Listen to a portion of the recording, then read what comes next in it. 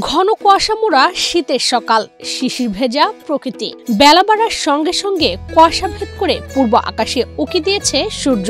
হাইল হাওরের নীল জলে মাথা বের করে দাঁড়িয়ে আছে হাজার হাজার লাল শাপলা। অপরূপ লাল শাপলার এই সৌন্দর্য দেখতে প্রতিদিন ছুটে আসছেন দর্শনার্থীরা। ভোরবেলা থেকে শুরু করে বেলা বাড়ার সঙ্গে সঙ্গে বাড়তে থাকে প্রকৃতিপ্রেমীদের আনাগোনা। শীতের শুরুর সাথে সাথেই কিন্তু এই যে হাইলাওয়ারের যে বিলটি এখানে আছে 5 কিলোমিটার এলাকা জুড়ে কিন্তু শাপলা ফুলে ভরপুর হয়ে আছে এই হাইলাওয়ারটি। মৌলভীবাজারের শ্রীমঙ্গল হাইল হাওরে এই চিত্র এখন প্রতিদিনের। হাইল হাওরের মির্জাপুর ইউনিয়নের মির্জাপুর লামাপাড়া, যাত্রাপাশা, সহস্রী ও যতরপুর গ্রামের গোপলা নদীর তীর ঘেঁষে প্রায় 5 কিলোমিটার প্লাবনভূমিতে ফুটেছে এসব লাল শাপলা।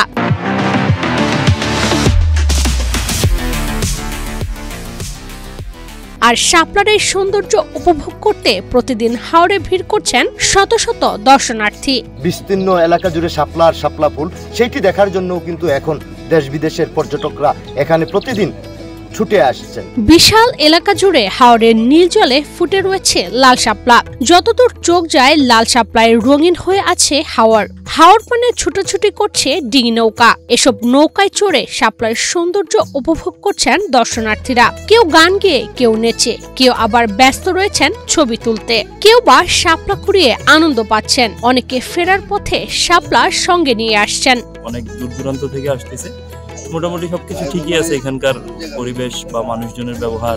প্রকৃতিপ্রেমী দর্শনার্থীদের সেবা দিতে আগে থেকেই ঘাটে ঘাটে নৌকা নিয়ে বসে থাকেন মাঝিরা। কার আগে কে নৌকায় চড়বেন এ নিয়ে দর্শনার্থীদের মধ্যে প্রতিযোগিতা শুরু হয়। দর্শনার্থীদের সুবিধার্থে হাওরের লামাপাড়া ঘাটে রাখা হয়েছে 20 থেকে 25টি নৌকা।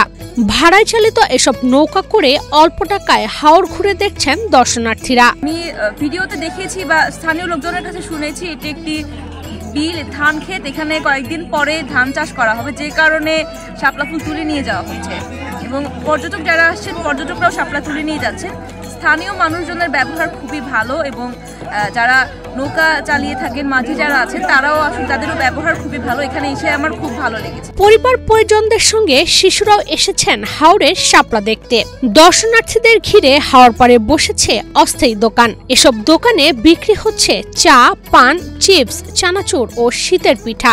সকালের রোদে ফোটা এসব শাপলা দুপুরের দিকে আবার কলি হয়ে যায়। তবে দর্শনার্থীরা বিকেল পর্যন্ত হাওরে আসতে থাকেন। শাপলা দিলে আসে যাতে পরিবেশটা নষ্ট হয় না, এদিক দিয়ে একটু ভালো নজর রাখবেন।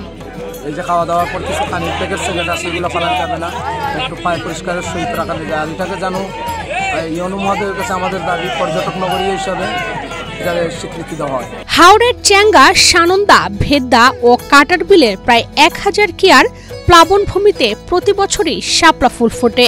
ভাদ্র মাস থেকে শাপলা ফুটতে শুরু করে, পৌষের শেষ দিকে ফোটা শেষ হয়। তখন এই প্লাবনভূমিতে বোরো ধানের আবাদ করা হয়।